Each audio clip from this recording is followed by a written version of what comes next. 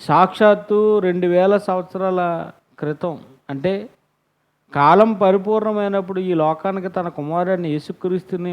యేసుక్రీస్తుని మనిషిగా ఆ పరమాత్మ నుండి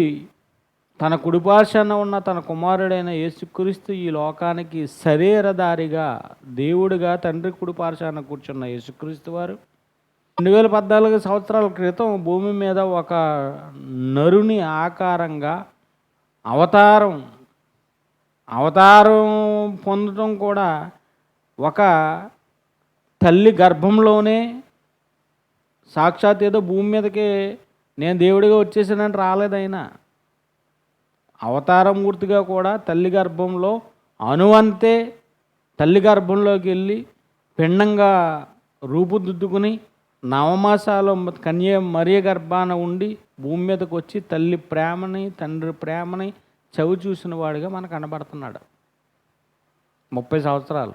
తల్లిదండ్రుల దగ్గర సేవ చేసుకున్నాడు. ఎందుకయ్యా ఆయన పంపించావు అని అడిగితే ఈ మనుషులు దేవుడిచ్చిన స్వతంత్రాన్ని పాడు చేసుకున్నారు. సాతాను యొక్క కబంధ హస్తాల్లోకి వెళ్ళి వారి ఇష్టాలను నెరవేర్చుకుంటూ దేవుని సంకల్పానికి దేవుడిచ్చిన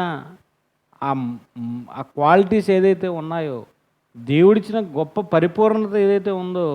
అది పరిపూర్ణమైన ఆ తత్వాన్ని దైవత్వాన్ని మనిషి కోల్పోతూ నిస్సహాయుడిగా మరణంతో మనిషి చావు అనే ఈ లోకానికి ప్రవేశించిన